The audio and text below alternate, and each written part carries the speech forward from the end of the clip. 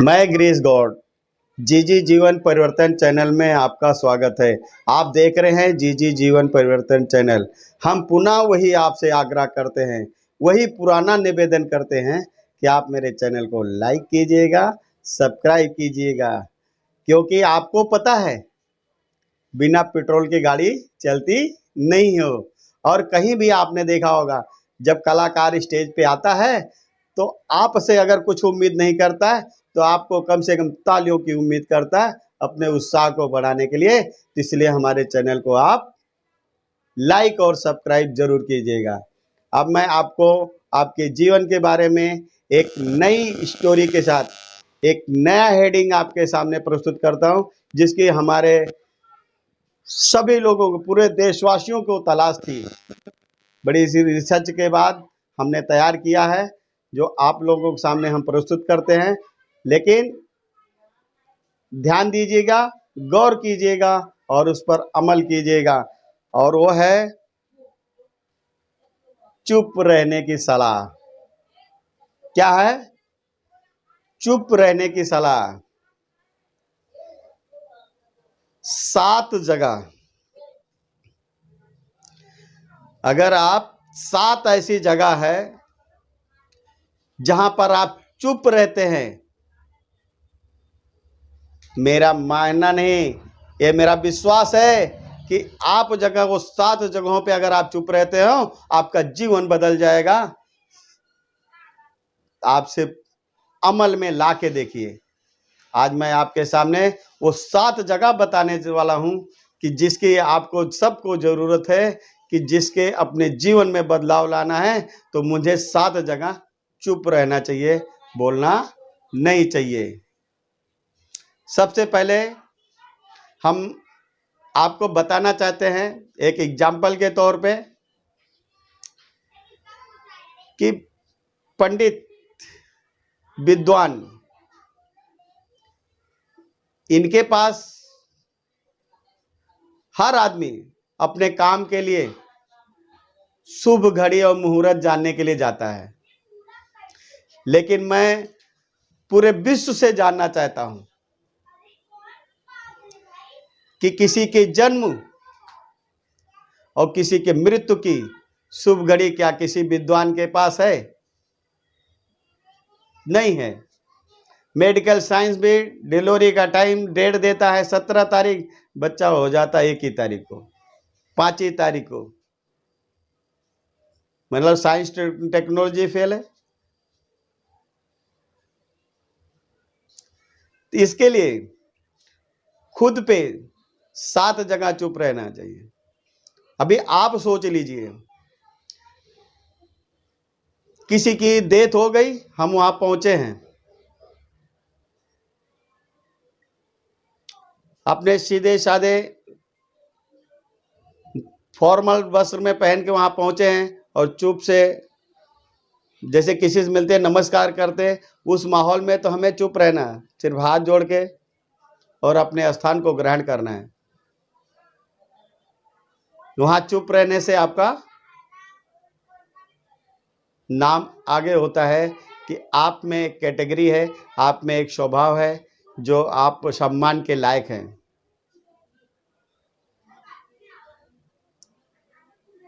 अब हम आपको बताना चाहते हैं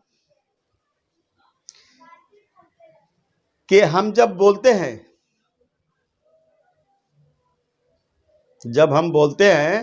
तो हमारे पास उसका तथ्य रहना चाहिए, यानी प्रूफ रहना चाहिए। सिर्फ हम बोलते रहे उसका कोई मतलब नहीं होता है। लेकिन बिना तथ्य के हम कभी कहीं भी ना बोले। कुछ लोगों ने, देखिए हम बोलने की परिभाषा आपको बताते हैं। जब उसने बोलना शुरू किया तो 10 लोग जमा हो गए। अरे भाई कैसे हो? अरे भाई मेरी उधर गाड़ी चलती है। उसको पता है कोई यहाँ देखा नहीं है। मेरी 2 दुकानें हैं, आदमी लोग काम कर रहे हैं, मैं तो सिर्फ आप लोगों से मिलने चले आया, यहाँ 10 भाइयों मिल गए। वे फजूल का बोले जा रहा है।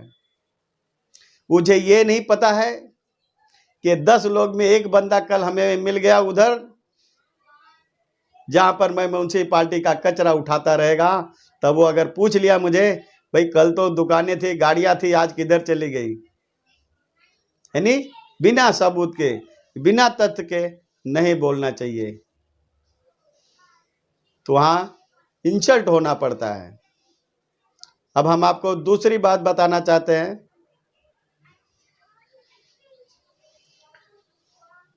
कि जहां पर आपको प्यार और सम्मान ना मिलता हो,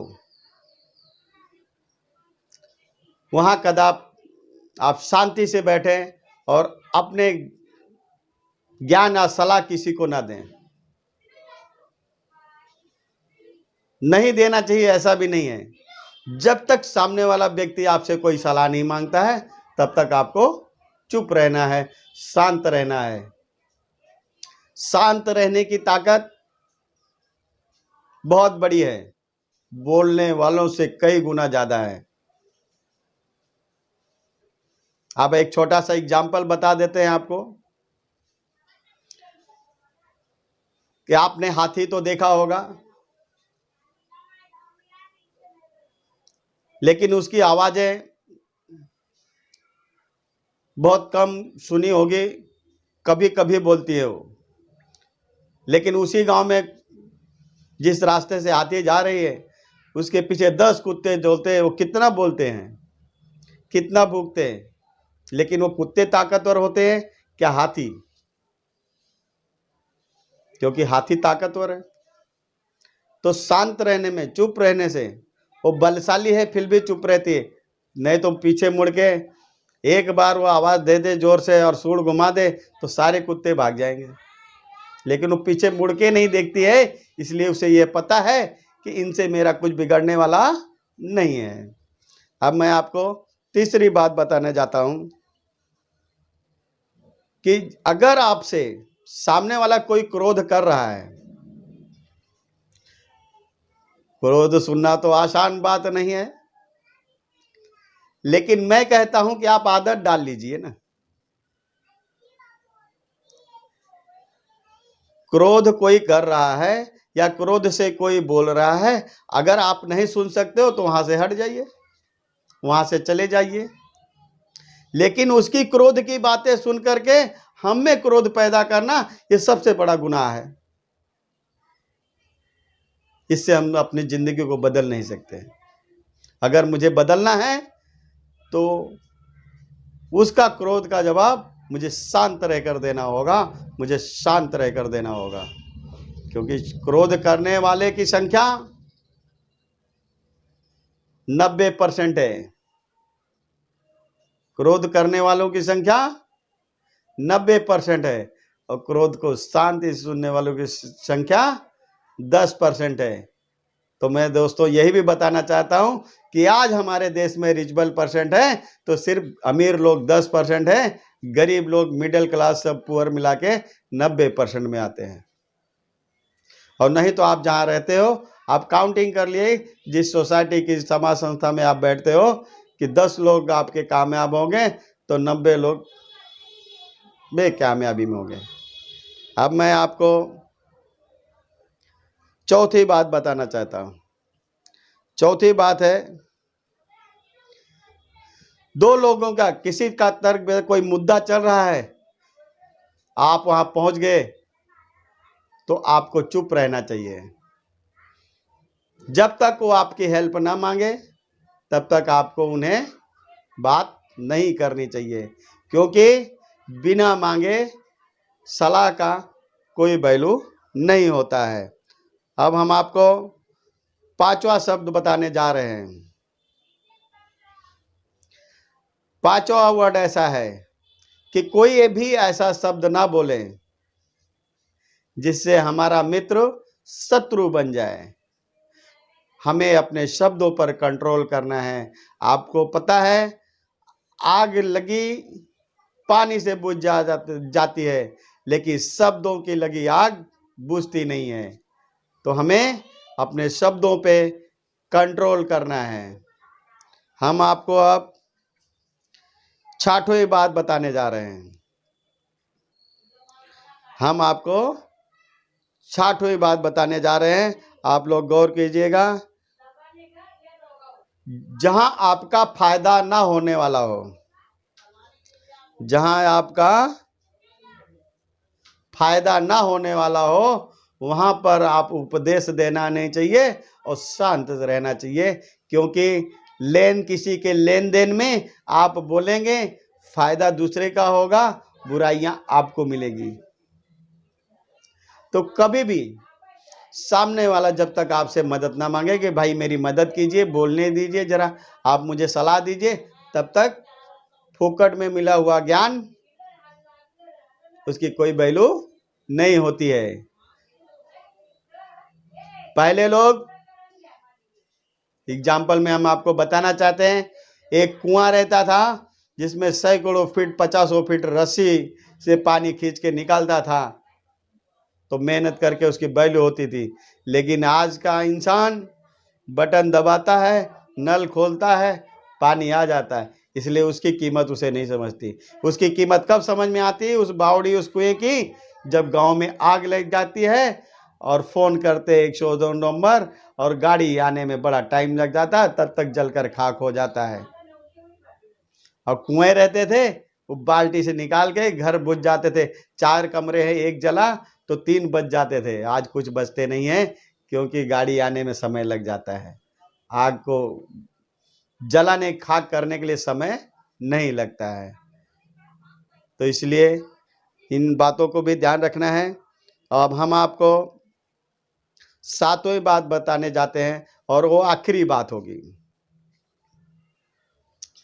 7वीं बात आपको बता रहे हैं, वो आखिरी बात है कि जहां कोई किसी की बुराई कर रहा हो, जहां कोई किसी की निंदा कर रहा हो, जहां कोई किसी की बुराई कर रहा हो, उसमें हमें समर्थन नहीं करना चाहिए। उसमें हमें समर्थन नहीं करना चाहिए, ना उसे कोई सुझाव देना चाहिए, क्योंकि आप उससे अगर उसके हाँ में हाँ मिलाते हैं, तो जो तीसरा व्यक्ति है वो तो कर ही रहा है, लेकिन आपके हाँ मिलाने में भी आपकी बुराइयां फैला देगा, जिससे आपकी मित्रता है उससे आपकी शत्रुता हो जाएगी। तो आपने 7वीं बात भी सुन ली, और इन 7वीं बात आपको बताने के बाद मैं इस चैनल से अपने चंद शब्दों के साथ समर्पित होता हूं, और